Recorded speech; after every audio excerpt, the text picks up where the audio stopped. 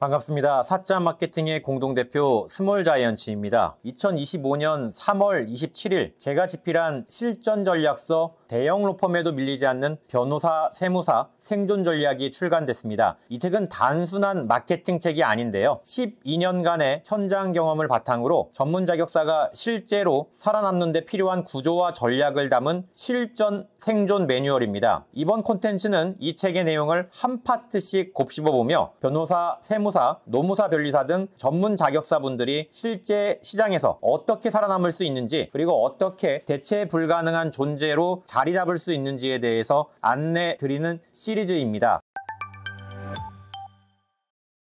오늘은 6번째 이야기, 바로 콘텐츠 전략입니다. 실력이 있음에도 아무도 알아주지 않을 때 고객이 한 명도 문의하지 않는다면 내가 뭘 잘못한 거지? 라는 고민이 들었다면 오늘 이 이야기가 분명히 도움이 될 겁니다. 사실 콘텐츠는 브랜딩이 아니라 구조입니다. 많은 전문 자격사들이 콘텐츠를 브랜딩으로 오해하는데요. 좋은 글을 쓰면 언젠가 알아주겠지, 꾸준히 하면 언젠가 터지겠지. 하지만 현실은 그렇지 않습니다. 콘텐츠는 감성의 문제가 아니라 구조적 문제입니다. 검색 흐름에 맞춰 고객이 궁금해하는 포인트를 정확히 짚고 답을 주는 구조로 설계되어야 반응이 오죠. 예를 들어 블로그를 운영한다고 했을 때 고객이 검색하는 단어는 이혼 이자료 사례, 음주운전 면허 취소 구제, 4대 보험 정리입니다. 그런데 우리가 쓰는 콘텐츠가 법률 상담의 중요성, 성실한 변호사의 태도라는 주제라면 검색에 아예 걸리지 않을 수도 있죠. 콘텐츠는 고객의 검색어에서 출발해야 합니다. 즉 브랜딩은 콘텐츠의 결과이지 출발점이 아닙니다. 전문 자격사의 콘텐츠는 다르게 써야 합니다. 변호사, 세무사, 노무사, 변리사 같은 전문 자격사의 콘텐츠는 정보 전달과 문제 해결과 신뢰 형성이라는 세 가지 목표를 동시에 수행해야 합니다.